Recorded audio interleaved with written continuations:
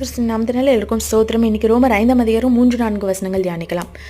இந்த உலகத்தில் உபத்திரவப்படும் போது நம்மளை சொல்கிறவங்க ஏசப்பாவை ஃபாலோ பண்ணுற இவங்களுக்கும் எல்லாருக்கும் உபத்திரவம் இருக்குதான். ஆனால் இவங்க மட்டும் பார்க்குறதுக்கு வேற மாதிரி இருக்காங்களே, இவங்க ரொம்ப இல்லை வெளியில் நமக்காக நடிக்கிறாங்களோ அப்படின்னு சொல்லிட்டு, ரொம்ப குயிக்காக இவங்க வெளியில் வந்துடுறாங்களோ அப்படின்னு சொல்லிட்டு, இந்த வசனத்தை படிச்சிருக்கவங்களுக்கு ஆல்ரெடி தெரிஞ்சிருக்கும்.